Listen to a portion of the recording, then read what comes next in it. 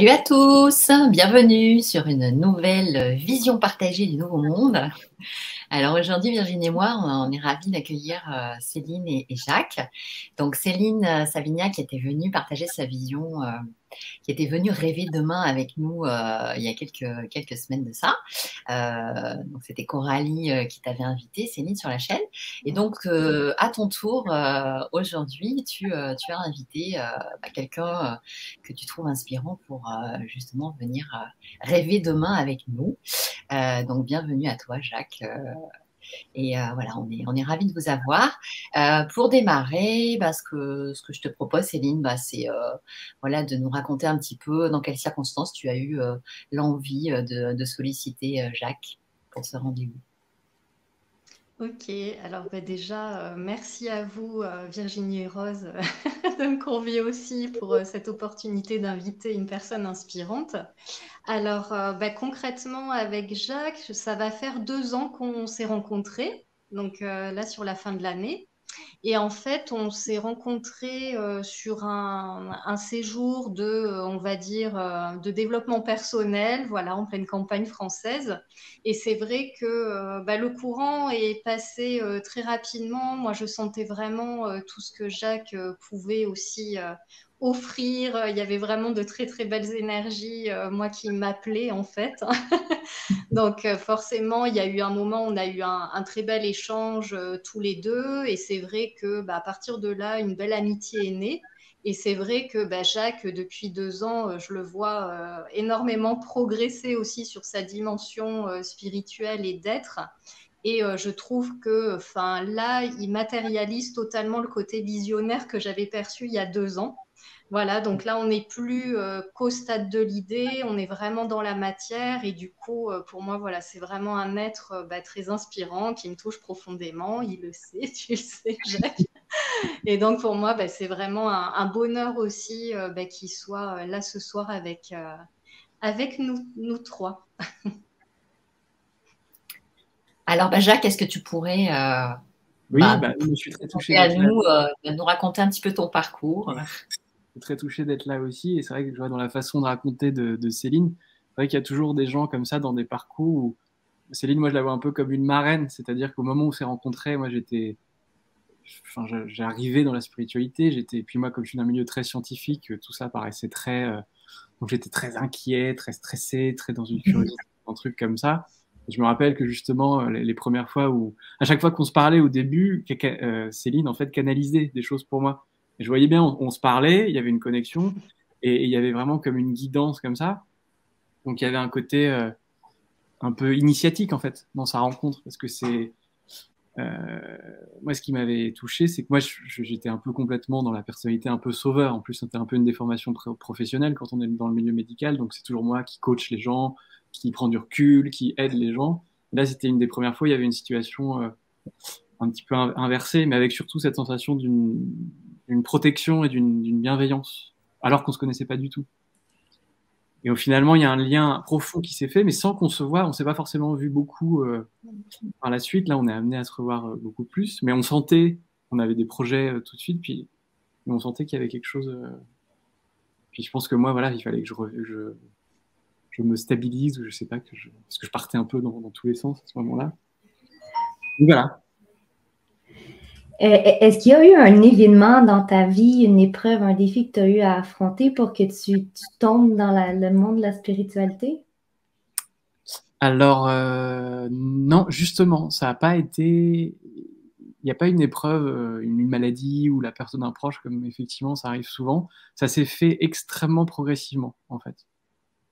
Si vous voulez que je vous dise, je vais essayer d'être synthétique parce que pour pas faire tout le truc de ma vie, mais en essayant de synthétiser, en fait, j'avais eu à 16 ans 3 expériences un peu. Je m'étais fait percuter par une voiture, j'avais failli me noyer, des choses où j'avais vu que j'avais senti que le temps, quand je m'étais fait percuter par la voiture, que le temps, il y avait une expansion de conscience en fait, où j'avais eu l'impression que ça avait duré 3 heures.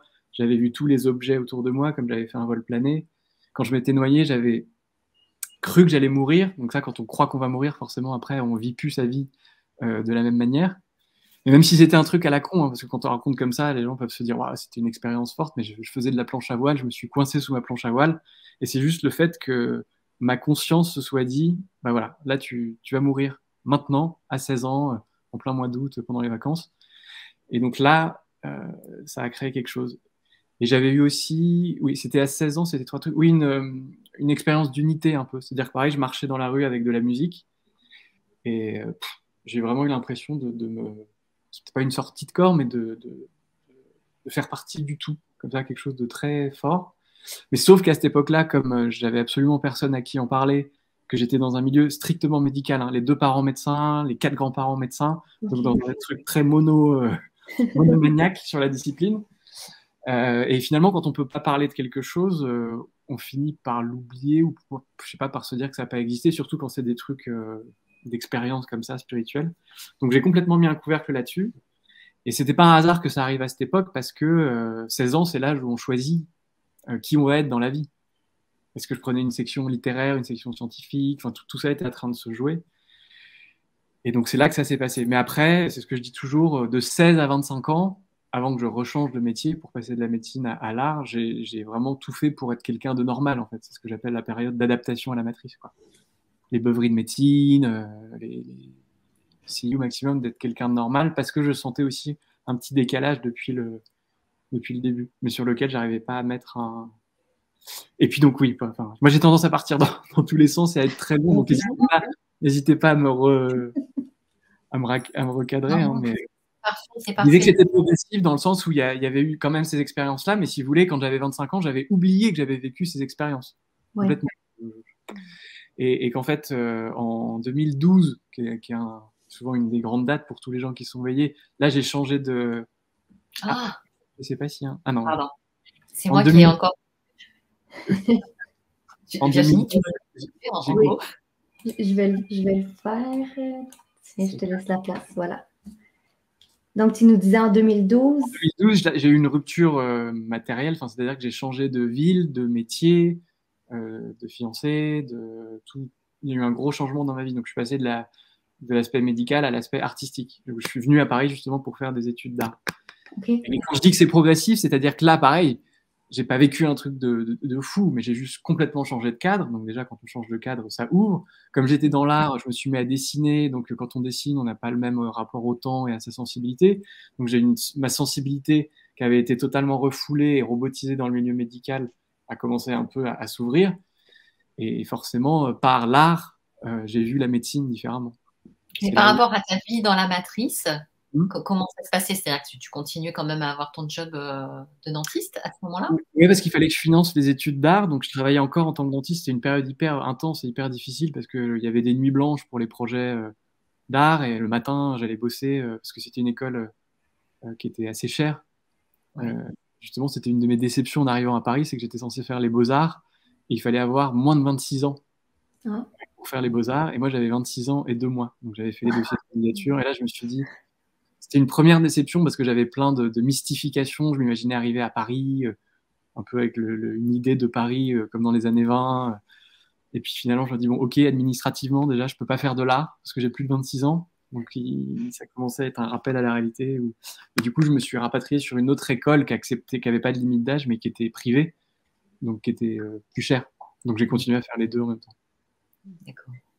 Et puis cet appel de l'art, il est venu comment dans ta vie? En fait, ça, j'ai toujours dessiné depuis que je suis petit, mais comme j'étais dans un milieu strictement médical, qu'il n'y avait absolument aucun artiste autour de moi, je pensais qu'il fallait être un génie pour prétendre faire de l'art. C'est-à-dire que soit à 3 ans, tu composes des symphonies ou tu peins comme Picasso, et là, peut-être qu'il y aurait un truc. Mais comme il n'y avait pas ça, je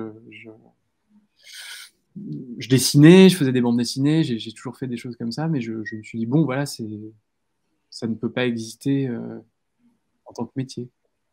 Et c'est le truc qui revient beaucoup, hein, je suis encore aux prises avec ça, c'est-à-dire quand les gens autour de vous sauvent des vies, il y a une difficulté à aller dans l'art. Et c'est là-dessus que je me bats un peu. C'est-à-dire que l'art sauve des vies tout autant que la médecine, en fait.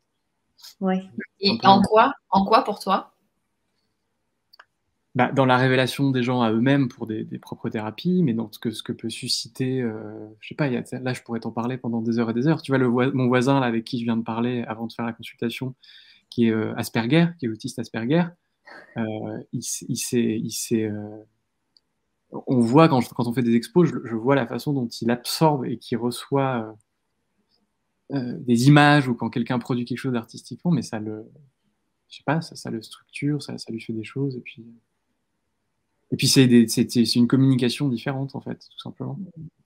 On peut Je pas faire avec... suis, je Ouais. suis autiste Asperger et le mot, Ah oui. c'est ça, communication, c'est exactement ça. Quand on se trouve face à l'art, moi, c'est beaucoup la musique.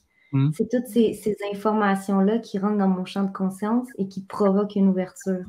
Donc, tu as tout à fait raison quand tu dis l'art, ça peut sauver des vies, ça peut ouvrir des consciences. Ouais. Et puis ça apaise aussi, et que effectivement, quand tu as des enfants autistes aussi qui sont dans un mutisme, ou vous savez, les enfants autistes qui ont des mouvements comme ça pour se structurer, hop, parfois ils vont être.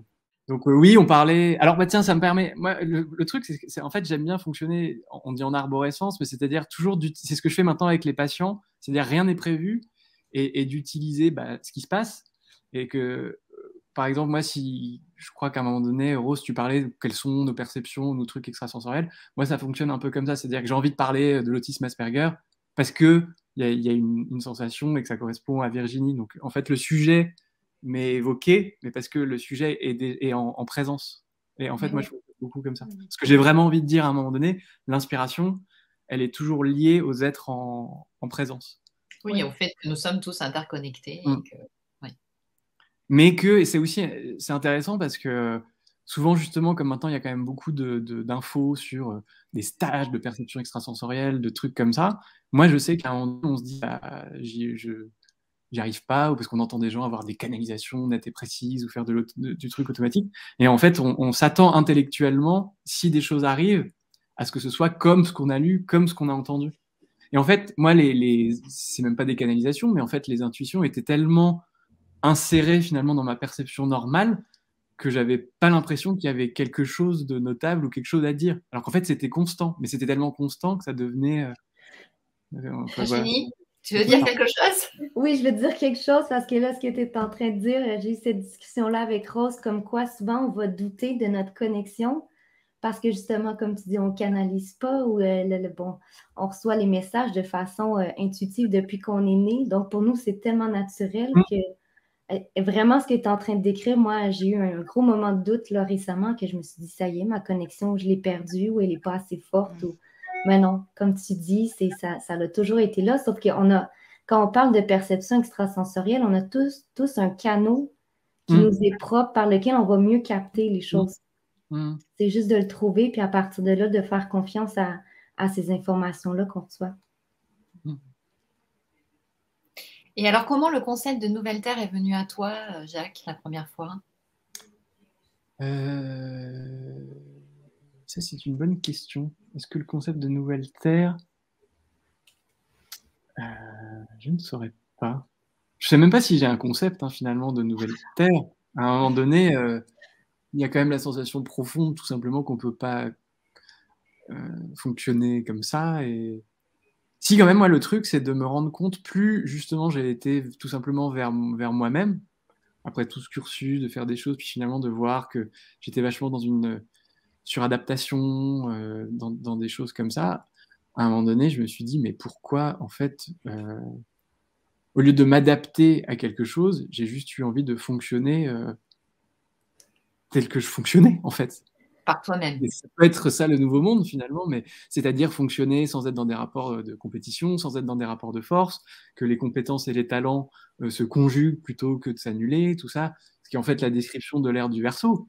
Mais je me rendais pas compte que c'était un concept ou quelque chose comme ça. C'est juste qu'à un moment donné, c'est ce que je dis parfois un peu par provocation quand les gens me disent, mais alors ton collectif, c'est quoi exactement? Parfois, je dis que c'est aussi tout simplement le résultat de toutes les frustrations, toutes les limitations que j'ai eues dans ma vie. C'est-à-dire qu'en fait, j'ai envie de créer quelque chose où j'ai envie de soigner les gens comme j'aurais aimé être soigné.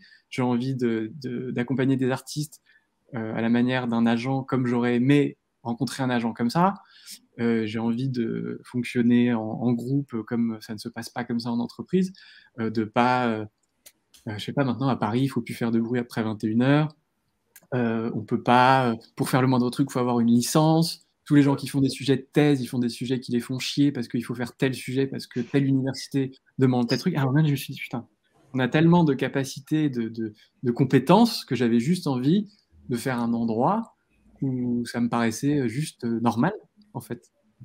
Et alors, est-ce que tu peux nous dire comment tu soignes les personnes comme tu aurais aimé être soigné toi?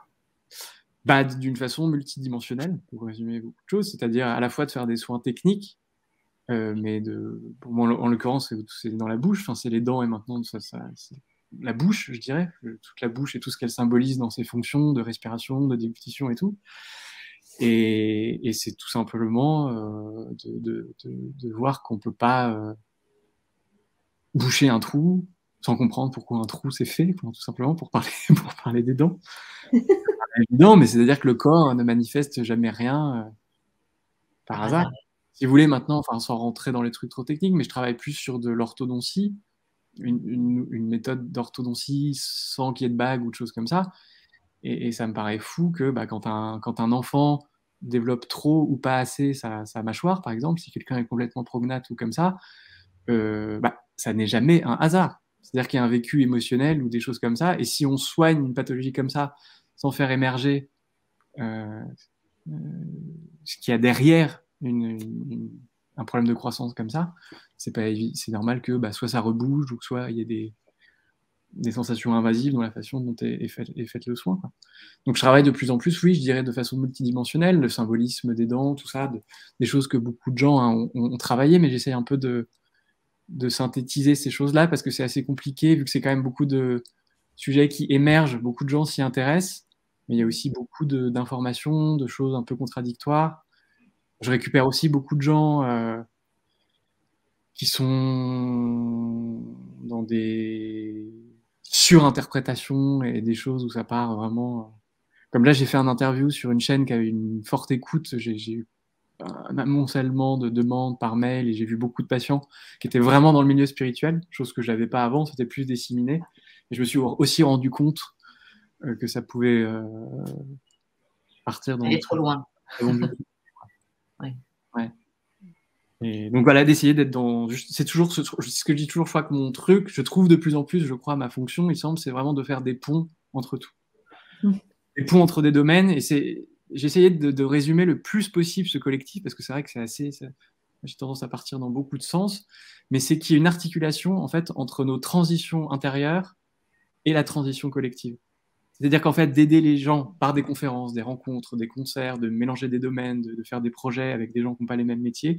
Donc là, ça peut amener une rencontre intérieure, une réanimation. C'est-à-dire, par exemple, comme c'était le cas de beaucoup d'amis, des gens qui sont médecins, qui n'ont pas du tout pu explorer leurs fibres sensibles, qui vont rencontrer dans le lieu un écrivain, et ils vont dire « Ah, mais en fait, je suis médecin, mais je peux être écrivain. » Donc là, il y a une révélation intérieure en se disant « Ok, je vois ce qui m'anime. » Et ensuite, par l'effet de groupe, pouvoir concrètement et matériellement donner la possibilité aux gens que ça se passe réellement dans le concret. C'est-à-dire que si un médecin commence à vouloir devenir écrivain, pour continuer l'exemple que je donnais, de lui dire ok, tu peux rencontrer telle personne, il y a quelqu'un qui fait de l'édition, si tu as envie d'écrire ton premier livre, tu peux être accompagné, et qui est, vous voyez, cette articulation interne, externe.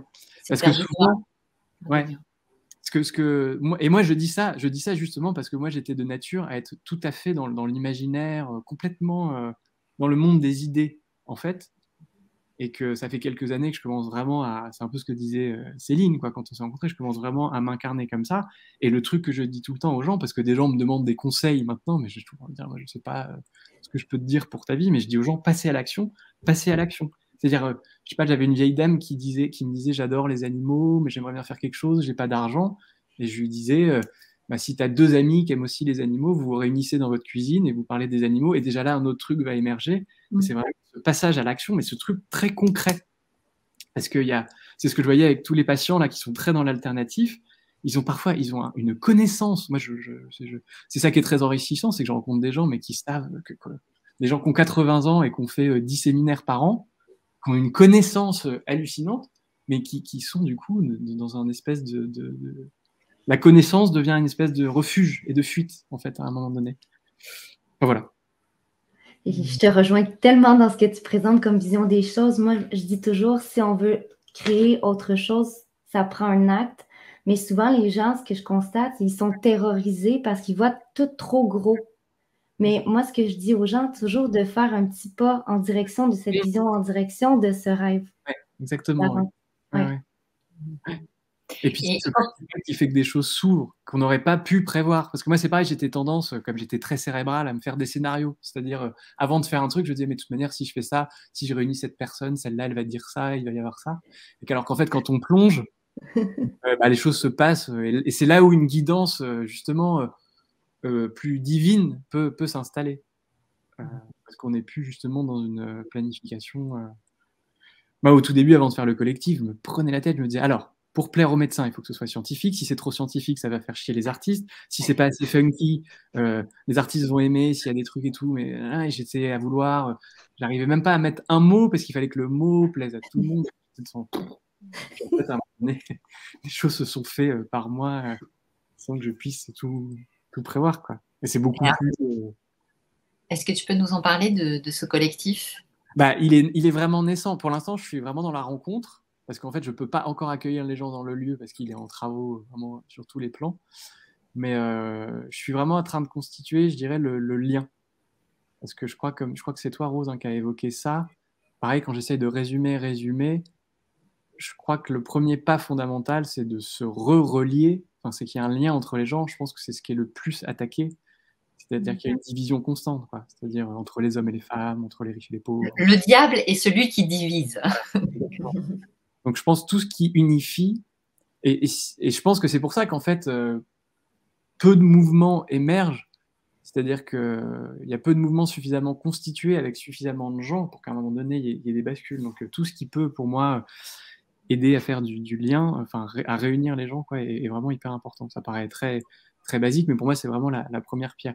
Quels que soient les sujets, tout ce qui fait que des gens qui ne sont pas des mêmes horizons vont faire des choses ensemble, quoi que ce soit, est déjà pour moi un premier. Et je ne sais plus, oui, qu'est-ce que tu me demandais? Ah oui, là, le collectif pour l'instant. Et donc, oui, pour l'instant, je rencontre des gens. Parce qu'il y a des gens qui viennent, comme j'ai fait cette interview, qui viennent me voir à Montreuil. Donc, c'est vraiment ça, j'adore faire ça. C'est-à-dire que j'ai juste on discute, en fait. Les gens viennent dans le jardin et en fait, on se rencontre. Et du coup, moi, ça me permet de ressentir les choses comme ça. Et j'essaye vraiment, vu que là, il s'agit du noyau, en fait, du collectif, qui est quelque chose de très fort dans la circulation, enfin, dans l'amour, et que j'ai la sensation qu'il y ait quelque chose d'assez inébranlable dans le lien, pour qu'ensuite on puisse vivre, je sais pas, des difficultés, ou des choses, ou des dissensions, ou de sentir qu'il y a vraiment... et c'est ça que là, que je suis en train d'appréhender, en fait. D'être bien sûr que le socle, enfin, c'est assez logique, parce que surtout quand on sait que c'est vraiment l'invisible qui crée le visible, là je suis vraiment en train de semer quelque chose, donc je dois vraiment sentir qu'il y a... que moi j'ai eu beaucoup de déconvenues depuis que je suis ado, j'ai toujours constitué des groupes, que ce soit des groupes de rock ou des groupes... là il y a même quelques années, j'avais une maison dans le sud où j'avais voulu réunir des gens, j'avais pourtant choisi des gens, et j'ai eu beaucoup de déceptions parce que ça fonctionnait pas. Donc j'ai pris note de mes déceptions pour savoir que souvent des gens se réunissent, mais en fait ils ont l'impression d'être unis dans quelque chose de commun, alors qu'en fait c'est pas du tout commun, mais ils s'en rendent compte 3 ans après. Et en général, quand les gens s'en rendent compte, c'est la catastrophe, il y a des trahisons, il y a des choses comme ça. Donc j'ai pris note de tout ça pour savoir qu'au moment là où je constitue quelque chose qui est vraiment important pour moi, puis c'est vraiment là c'est pour ça que je suis assez exalté, parce que tout est, moi qui aime bien tout mélanger, être complètement holistique, tout est mélangé, c'est-à-dire que le petit amphithéâtre qu'il y aura pour faire les conférences, il est dans mon salon. Donc c'est vraiment, le projet est vraiment, j'aime même pas dire que c'est un projet, c'est comme si aussi c'était, je sais pas, il y a quelque chose de très, donc j'ai vraiment envie que ce soit, que les fondations soient bien solides. Mais donc, si on essaie de définir ce qui me semble impossible, ton collectif, en fait, c'est réunir des gens. Je vais essayer. Il y a 3 axes principaux. L'axe de la médecine, l'axe de la spiritualité et l'axe de l'art. C'est 3 étiquettes, mais qui finalement circulent et qui normalement en fait ne sont qu'une entité, mais qui ont été divisées. Mais c'est ce que je dis toujours, normalement un chaman fait ces 3 disciplines. il fait de l'art parce qu'il va faire un masque ou une peinture pour évoquer quelque chose. En faisant de l'art, il soigne. Et en soignant, il est prêtre. Enfin, il y a un mélange de tout ça qui est en fait tout à fait normal. Donc, il y a ces 3 axes. Dans un fonctionnement concret, mon idée de base, mais qui va peut-être changer en fonction de l'énergie des gens, c'est de faire un espèce d'échange de compétences pour essayer de fonctionner sans argent, parce que, bon, je fais pas de digression, mais je reste centré. C'est de plutôt fonctionner en échange de compétences. Et c'est-à-dire que, par exemple, parce que moi, ça, c'était ça, un des éveils. Je suis encore en train de faire une digression, c'est terrible.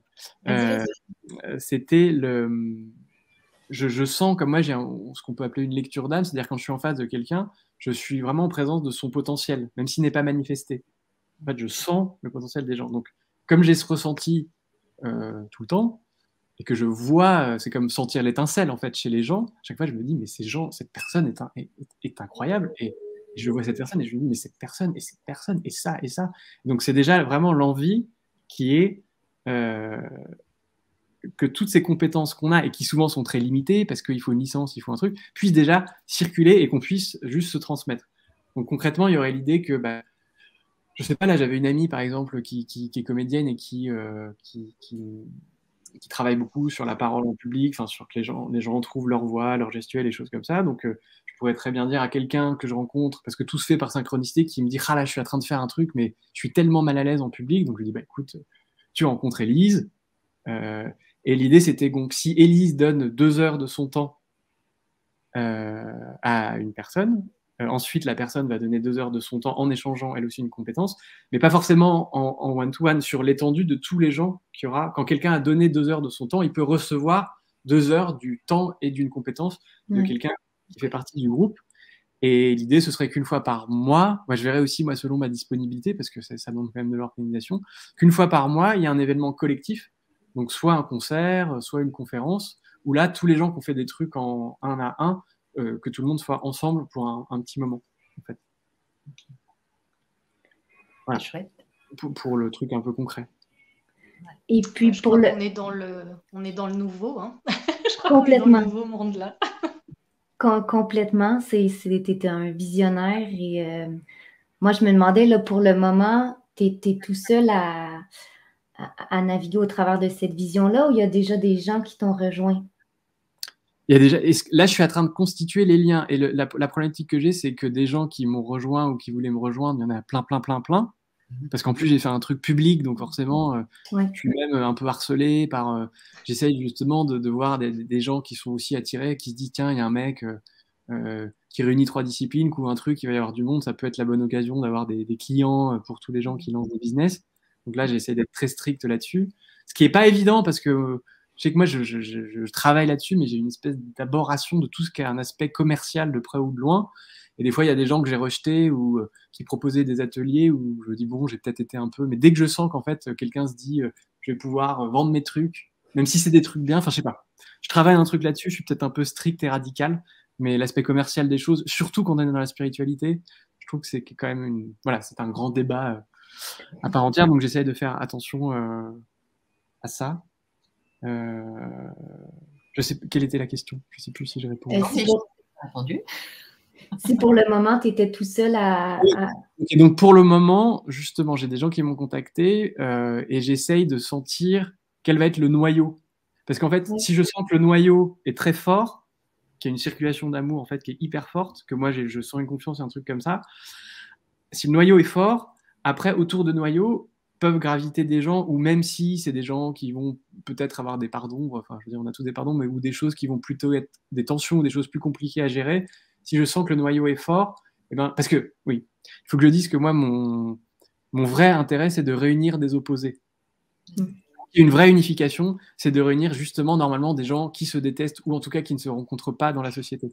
Donc plus on veut réunir des opposés, j'ai 2 ambitions, c'est de réunir des opposés et que le collectif soit exhaustif, c'est-à-dire que c'est même pas art, médecine, et c'est que ce soit une société complète avec tout. En fait, j'ai pas du tout envie que ce soit plus art que médecine.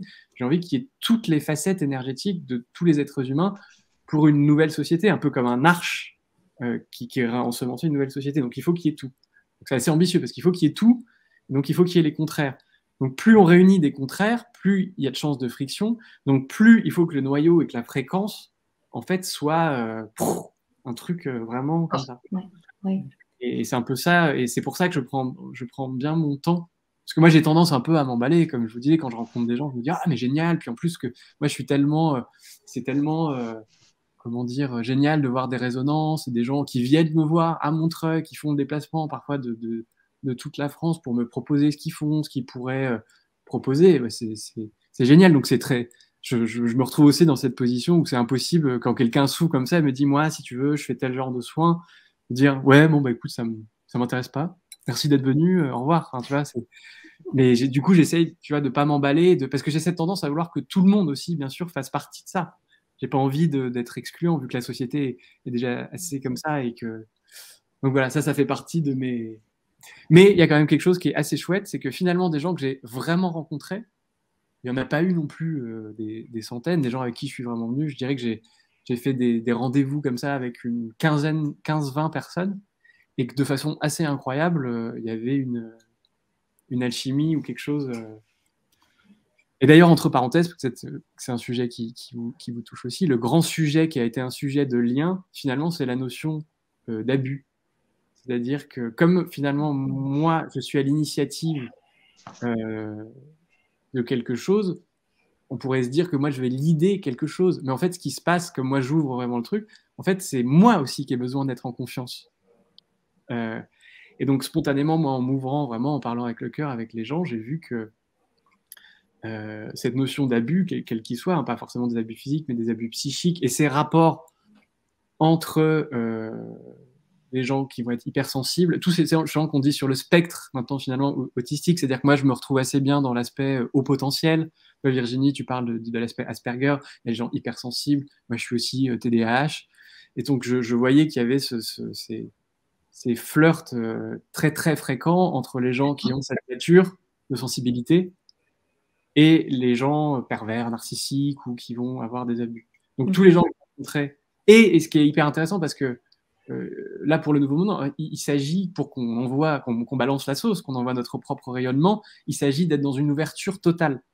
Donc c'est pas un hasard qu'en fait ce sujet vient vraiment au socle du truc. Et c'est un sujet dont on a beaucoup parlé avec Céline. Et moi, je pense que la personne inspirante, je vais lui proposer, je ne lui ai pas encore proposé, ce sera Théo, que je vous présenterai. Et c'est aussi, si on s'est réunis avec Céline et Théo, c'était aussi en lien avec une forme d'abus. Et c'est ça qui est aussi hyper beau, c'est-à-dire que des abus ou des confrontations à une ombre, ou à un moment donné, en fait, sont au service de la lumière, d'une évolution et d'un lien entre des humains qui se solidifient. Et comme moi, là, il s'agit par exemple d'accompagner des artistes aussi, c'est-à-dire, comme je disais, être l'agent que j'aurais aimé avoir. Quand un artiste s'ouvre, moi, c'est ce que j'ai vécu. J'ai été abusé par l'agent quand j'ai fait des expositions à Londres. L'agent m'a à moitié violé, elle ne m'a pas redistribué l'argent des œuvres vendues. À chaque fois que moi j'ai eu, en fait, mais c'était probablement un rebond familial, parce que j'avais une famille assez compliquée, à chaque fois que j'ai voulu aller vers l'extérieur, j'ai vécu un abus. Donc à chaque fois en fait que j'ai fait confiance pour justement prendre un risque ou m'exposer, il y a eu abus. Donc c'est pareil, hein, c'est ce qu'on dit dans la spiritualité, on évolue en spirale. Parfois on se dit mais putain, ce truc-là je l'ai conscientisé quand j'avais 15 ans, et là je me refais avoir comme un bleu. Et donc c'est vraiment ce sujet qui est venu avec tous les gens que j'ai rencontrés, et c'était hyper chaleureux parce que en évoquant ce sujet, et bien on sent que ensemble, et c'est vraiment cette notion d'une protection de groupe, que l'effet de groupe qui se soutient fait qu'on va pouvoir ouvrir encore plus, ouvrir totalement, avec une espèce de... Mais sans non plus être dans un truc, du coup, on s'ouvre qu'au groupe et on est comme ça. Mais je trouve qu'un minimum de groupe est nécessaire pour sentir cette espèce de confiance, d'ouverture, et puis ensuite pouvoir être un peu plus... comme ça. Et c'est ça, c'était vraiment ce sujet. Le sujet qui est vraiment venu à moi, hein, sans que je le choisisse, c'est ce sujet du spectre, c'est-à-dire, on dit spectre autistique, mais j'aimerais bien plutôt dire spectre d'hypersensibilité plutôt.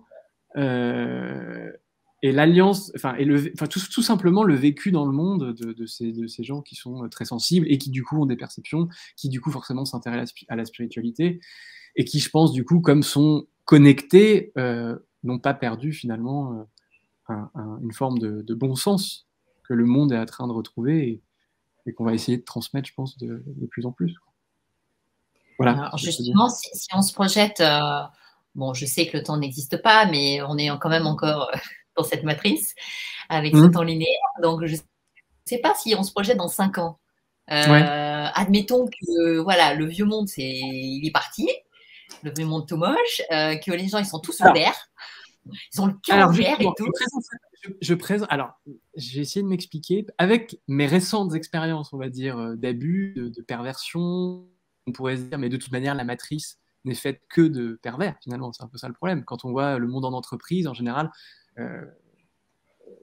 les gens qui ont des hauts postes dans les institutions, pour fonctionner tel que la matrice fonctionne, ont des fonctionnements pervers. Ils ne sont pas forcément pervers narcissiques, mais les gens qui n'étaient pas pervers, moi je peux très bien le voir de près dans le milieu médical pour atteindre des postes de chef de service ou des choses comme ça. Même si vous n'êtes pas pervers, il faut le devenir. Sinon, vous mourrez, vous survivez ou vous mourrez.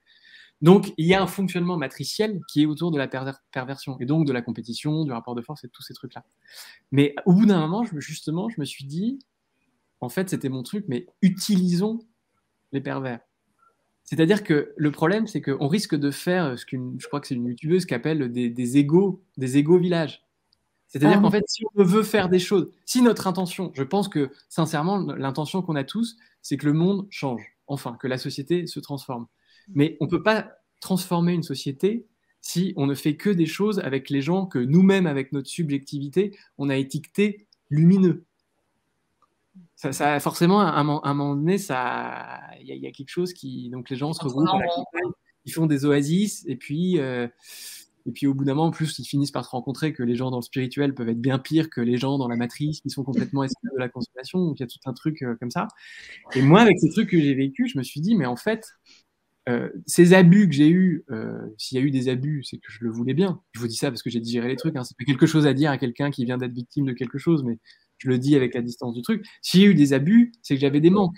Mais je me dis, mais vu que je progresse dans la... C'est comme quelqu'un en médecine chinoise qui a un trou dans son aura, par exemple, où on sent qu'une maladie peut potentiellement apparaître sur cet organe. Ben, si on est victime d'abus, c'est qu'il y a des trous.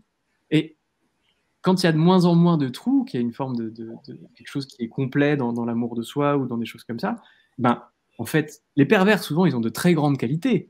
Sinon, ils n'en seraient pas là où ils sont dans la société. Donc, si nous, on est complet, eh ben, on peut tout à fait être dans des facettes tout à fait constructives de quelqu'un qui, sur d'autres facettes, va être complètement pervers. Et je me dis ça c'est ma réflexion du moment. Hein, je ne dis pas du tout que c'est juste, mais je me disais ça. Donc moi, je voyais aussi ça comme ça. Je pense qu'il y a des gens qui ont des fonctions assez éthérées, comme quelqu'un qui est enseignant ou qui est guide, donc qui est vraiment dans une autonomie, qui est dans la nature, qui a assez peu de contact, qui va inspirer dans une chaîne humaine, qui va inspirer des gens qui, eux, sont un peu plus au contact. Ces gens un peu plus au contact sont ça. Moi, c'était ça l'idée que je me faisais, parce que j'ai quand même été tout le temps dans des trucs très matriciels, parce que j'ai fait des études qui étaient hyper compétitives en médecine, et même le truc d'art que j'ai fait était plutôt une école de direction artistique, où je me retrouvais dans des ambiances, mais finalement, je me suis dit, l'intérêt, c'est que c'était des trucs très compétitifs, mais c'est des trucs qui sont incarnés dans la société. Et après, ce qui serait intéressant, c'est d'insuffler, par exemple, dans la direction artistique à Paris, c'est quand même que des gens qui créent le monde d'image dans laquelle on est. Si les mannequins sont comme ça se crée dans des agences de pub à Paris. Moi, c'est des études que j'ai faites aussi. Donc, je me disais, ça fonctionne comme ça. Et l'idée serait plus d'insuffler dans ces mondes une vision plus spirituelle, plus d'unité, plus d'évolution. C'est comme ça, en tout cas, moi, là où je me retrouvais. Parce que j'aime bien voir les trucs comme ça. Des fois, je me dis ça. Je me dis, où est-ce que je suis tombé ? Pourquoi je m'incarne dans une famille où, sur 4 générations, il y a des hommes qui étaient chefs de service médecins ? Ça, je ne l'ai pas choisi. Enfin, je l'ai choisi sur un autre plan. Mais à un moment donné, je l'avais plutôt occulté. Et là, je me dis, OK. Donc, j'ai la chance de porter, on va dire, une forme d'autorité médicale qui est très forte parce qu'elle est en moi, mais c'est pas que je choisis. Donc, cette autorité, qu'est-ce que je peux en faire pour un changement ? J'ai fait telles études, parce que quand j'ai fait cette école à Paris, je ne savais pas du tout, moi je voulais dessiner, c'était un truc de cœur. Puis finalement, je me dis, ok, moi je voulais dessiner, mais je me retrouve avec des gens qui sont directeurs artistiques et qui font ça. Donc je me dis maintenant, ok, qu'est-ce que j'en fais ? C'est une façon comme ça très pragmatique de dire, c'est un truc que j'aimais bien dire aussi dans ces alliances En fait, on porte tous différentes autorités. Et souvent, on s'en rend pas compte, parce que souvent, quand on est, comme on est un peu hypersensible, on est les derniers à se rendre compte de nos potentiels. Mais en fait, on porte tous des autorités. Par exemple, moi, je porte l'autorité médicale. Donc, c'est-à-dire que, par exemple, quelqu'un qui est pas très sûr de lui, par exemple, là, je faisais un truc avec une femme qui fait de la communication de conscient à conscient avec des enfants autistes. Bien sûr, c'est pas scientifique, donc les médecins la regardent un peu de haut et tout. Je sais que moi, comme j'ai une autorité médicale, je peux l'aider à intégrer l'hôpital. Et ça. Moi, par exemple, j'ai une amie qui est philosophe. Moi, les mots compliqués, ça peut faire peur. Mais comme elle est philosophe, elle a l'autorité des mots. Enfin, vous voyez l'idée. Et en fait, on a tous certaines autorités, c'est-à-dire des choses qui sont reconnues justement socialement par la matrice. Mais ce qui devient intéressant, c'est qu'en fait, ces autorités, parce qu'on a des compétences, parce qu'on sait des choses, en fait, on peut énergétiquement, en fait, on peut se les passer. C'est-à-dire par vous voyez ce que je veux dire? Par une bienveillance, quelqu'un qui a la science des mots, eh ben, il va pouvoir accompagner quelqu'un avec ça. Et en fait, toutes nos autorités peuvent à un moment donné faire un truc hyper puissant, parce qu'on va se sentir très solide. Parce que souvent, quand on n'ose pas agir, si vous écoutez des gens qui n'osent pas passer à l'action, bah, typiquement, quelqu'un va dire je sais que j'ai quelque chose à transmettre, il faut que j'écrive un livre, mais la littérature, c'est pas mon truc, je sais pas écrire, d'ailleurs, je lis très peu. Donc, s'il y a quelqu'un à côté de lui qui est dans une maison d'édition parisienne où ça fait chic et machin, on peut se dire que ça n'a pas d'importance, mais si, parce que c'est une forme d'autorité, une forme de reconnaissance, et là, ça devient intéressant. Si c'est juste dans l'ego pour dire, moi, je suis dans un truc comme ça, là, ça entretient de la division, ou ça. Mais si c'est pour, justement, booster quelqu'un, et en fait, on a tous des tas de trucs comme ça, qu'on peut, en fait, ouais. Se stimuler. Voilà, stimuler mutuellement. Ouais. Stimuler dans les confiances. On a tous des parties où on a confiance, des parties où on n'a pas confiance. En fait, c'est tout con. Ce que je dis, c'est ça. C'est vraiment d'aller se rééquilibrer mutuellement, s'harmoniser mutuellement, en fait, dans notre complétude. Ouais. Il y a quelque chose que tu as dit tout à l'heure, ça me faisait penser à toi, Céline. Je ne sais plus si c'est dans la vidéo que tu es venue faire avec Rose et moi ou si c'est avec un échange avec Coralie, mais tu disais justement dans tous ces milieux communautaires, c'est pas nécessairement obligatoire de se réunir sur la base d'affinité. Ça rejoint un peu ce que tu disais, Jacques. Ça, c'est un truc que Céline, d'ailleurs, je crois que Céline, tu dois dire ça, tu dis ça depuis 10 ans, j'ai l'impression. C'est la notion de simplicité. C'est-à-dire aussi que souvent le spirituel amène au perché, amène à des théories, à des trucs d'archanges, de machin, de trucs comme ça. Et qu'en fait, moi, c'est vrai que le seul truc qui compte, c'est d'être dans le cœur. Et souvent, je rencontre de plus en plus de gens qui sont dans le cœur et qui n'ont jamais entendu de spiritualité. Et ça me paraît beaucoup plus important que d'avoir des tas de trucs où on échange sur qui est bien, quelle youtubeuse est bien, pas bien, quel séminaire t'as fait, machin. C'est quand même plus important d'avoir une fréquence d'amour et de trucs de cœur et qu'il y a cette idée. Et même le truc, en fait, il y avait ce truc-là d'aller dans une simplicité. Et c'est pour. Mais je disais ça, en fait, moi, c'est une façon de me donner du courage parce qu'en fait, je le dis comme ça, mais vous imaginez, ça peut rendre complètement paranoïaque quand on vit des expériences comme ça, quand on pense être guidé par quelqu'un, qu'en fait, ça a l'air complètement pervers et tout. Mais c'est une façon de se muscler en disant non, en fait, n'ayons pas peur, ne devenons pas paranoïaques à vouloir faire qu'avec des gens qui sont des anges, parce que si nous, on est complet, on n'a absolument rien à craindre d'un comportement pervers. Oui. Parce qu'on va le voir directement. Et tant qu'on y est confronté, c'est une chance d'être soigné de certaines parties. Je vois vraiment le truc comme ça. Mais je crois que ce dont tu nous parles, ça fait énormément écho à ce que je traverse par rapport à mon réajustement de croyances en fait sur comment ça va se passer dans l'avenir en fait. Ouais. Moi, je croyais jusqu'à il y a peu qu'on allait vivre un basculement, où on allait rien comprendre à ce qui nous arrive et que d'un coup on se retrouverait dans le nouveau monde et ce serait génial. Bon, et plus j'avance et plus je doute de ces croyances-là. Et en fait, je suis en train de conscientiser que je suis une infiltrée. C'est-à-dire que je crois que dans ma vie ailleurs que sur Terre, je suis de genre masculin. Que je suis venue m'infiltrer dans la résistance terrestre, dans un corps de femme, pour justement vivre ce qu'est le féminin et l'utiliser comme outil de libération, en fait, sur la planète. Et en fait, c'est pour ça que ça me parle beaucoup ce que tu dis sur le fait que on est dans la matrice encore, on est là pour œuvrer dans la matrice. Et moi, c'est vraiment ce que j'ai reçu comme enseignement ces derniers temps, c'est t'es là pour œuvrer dans la matière, en fait. Pas du tout dans le spirituel. Et alors que moi, je croyais que je devais rester dans le spirituel parce que j'avais des retard en me disant, bah oui, c'est là qu'il faut que j'œuvre. Et en fait, non, on m'a dit, mais non. Enfin, on m'a fait comprendre que non. Je me trompais, en fait, je me fourvoyais, Et c'est j'allais dur pas parce du bon côté, en fait. parce que finalement, le spirituel, c'est un nid douillet, parce qu'en fait, le spirituel, c'est rien. Si c'est que des idées, des échanges d'idées ou des choses comme ça. Enfin, c'est de la fréquence. Il y a des fréquences qui comptent, je veux dire, mais euh, moi, je peux comprendre, parce que moi, c'est ce que je disais, j'étais comme ça. C'est beaucoup plus confortable d'être dans le monde des idées. Là, en faisant mon lieu, je fais des trucs de demande, d'urbanisme. Moi, j'ai une phobie de l'administratif, donc c'est insupportable pour moi. Et que dès qu'on construit quelque chose, dès qu'on est dans le réel, eh ben oui, il y a des embûches, et on se dit, putain, le réel, normalement, on est censé se télétransporter, on est censé penser à quelque chose, c'est censé être là. Donc, quand on est de nature spirituelle, et enfin, nous sommes tous de nature spirituelle, ce vécu de la lenteur, de la 3D, des process, effectivement, c'est tout à fait normal qu'on ait envie de dire, en fait, non, je pense que je suis fait pour être dans une grotte, pour dire des trucs comme ça de temps en temps à des gens. En fait, ouais. Je crois que c'est vraiment la notion de spiritualiser la C'est pas matière fou et la de connexion si c'était bien, mais moi j'ai rien entendu de ce que tu as dit, Jacques. Ah, ça a coupé à un moment donné, ouais, toi aussi, Rose. Là, t'es figé. Moi, je vous entends bien. Ouais, moi aussi. D'accord, il n'y a que chez moi Ouais. alors où il y a eu un problème. Ah là, ça y est, c'est revenu. Ok. Oui. Qu'est-ce que tu disais, Céline? Spiritualiser Oui, la... je disais, c'est vraiment cette notion en fait de spiritualiser la matière et de matérialiser la spiritualité. Parce qu'en fait, la spiritualité, enfin, moi en tout cas dans ma vision, pour moi, c'est juste la vie. C'est rien de plus. C'est Oui. juste, encore une fois, revenir à la simplicité de vie.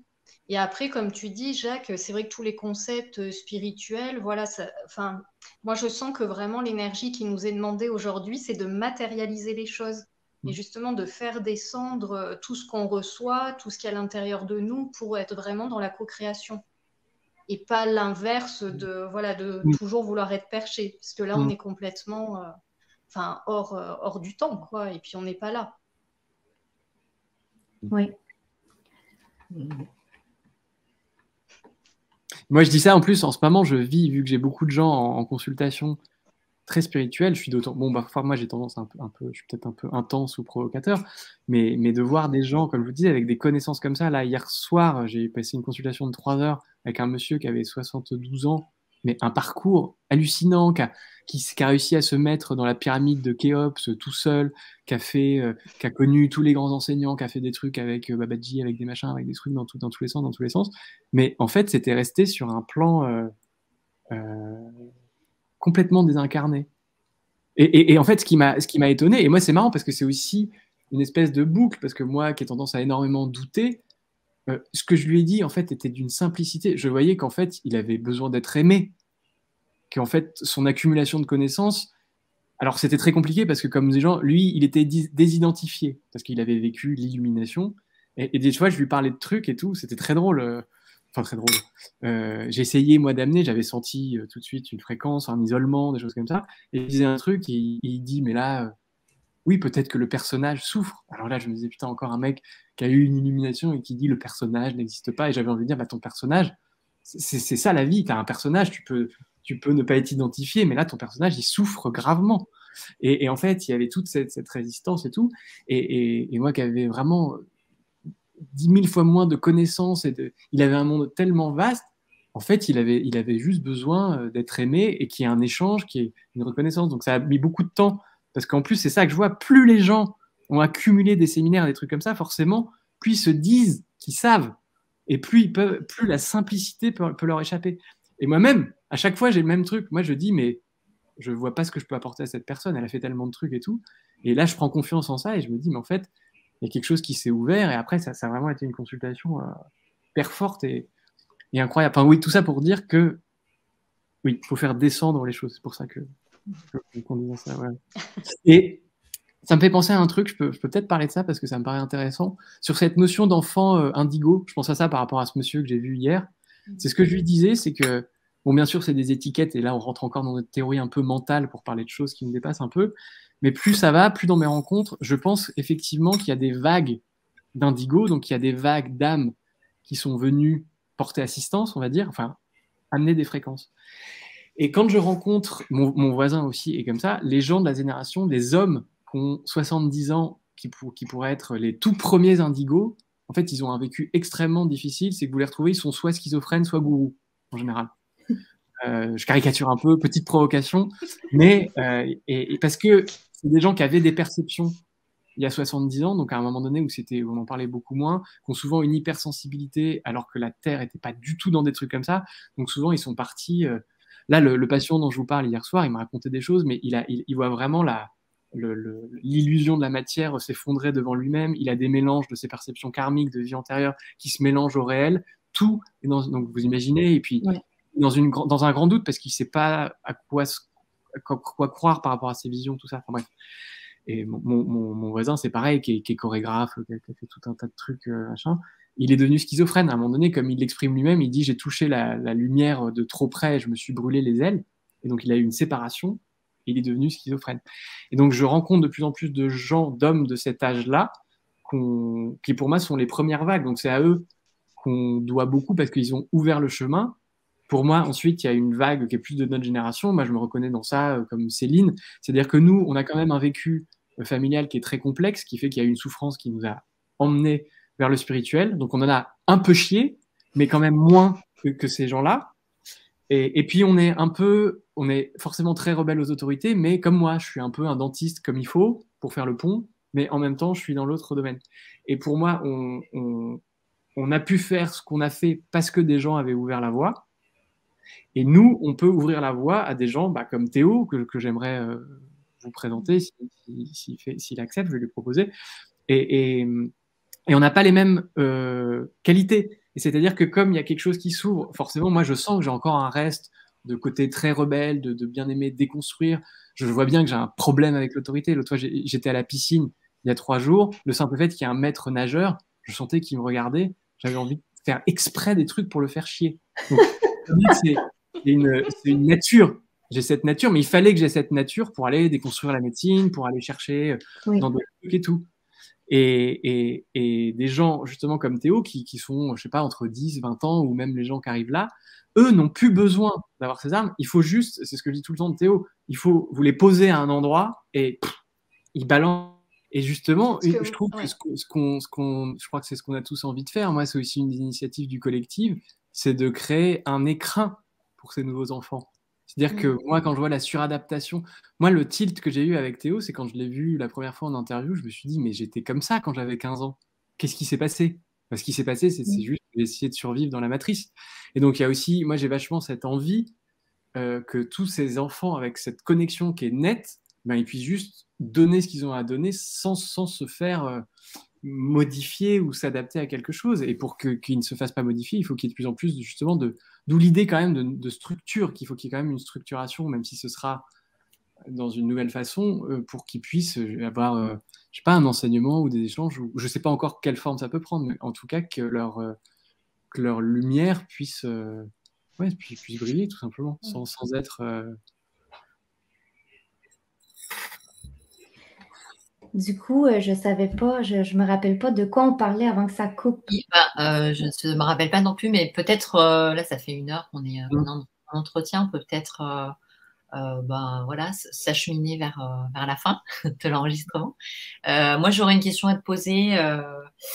Donc, admettons qu'on est déjà dans le nouveau monde et que tu vas passer ta journée idéale. Qu'est-ce que tu vis?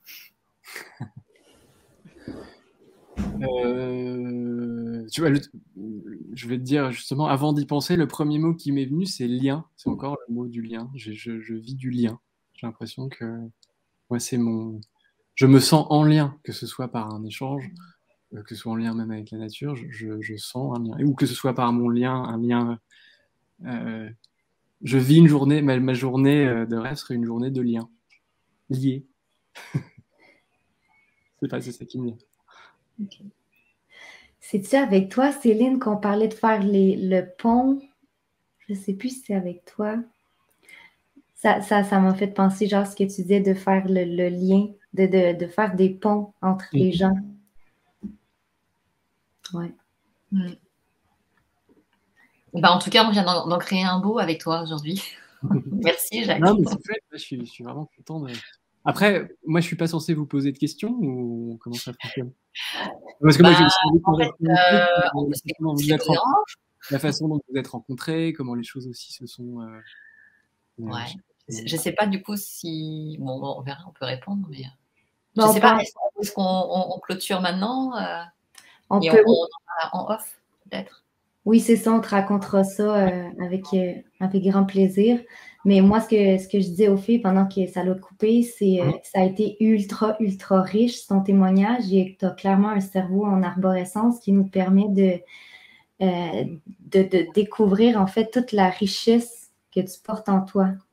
Je trouvais ça magnifique de t'écouter. Moi, j'ai un peu aussi un cerveau comme ça, donc j'arrivais à te suivre. Même si on te pose une question, après, tu ouvres 10 branches. Mais pour moi, c'est ça l'être multidimensionnel. C'est qu'on ne suit pas un fil linéaire, c'est qu'on s'ouvre au niveau de la conscience, on s'ouvre au niveau du mental, puis là, on va explorer plein de pistes. Là, je me rends compte qu'on a perdu Céline. On a de la misère avec notre connexion. On a de la misère, ouais. Mais tout ça pour te dire merci vraiment. Merci à vous. C'est un privilège de te rencontrer. Je suis heureuse de savoir qu'il va y avoir une suite. Ouais. Donc, ce sera avec plaisir qu'on accueillera ton invité. Et donc, merci à vous tous pour votre écoute et on vous dit à très bientôt pour de nouveaux échanges, de nouveaux liens créés. De nouvelles aventures. Merci à tous et on va dire bonjour à Céline de votre part.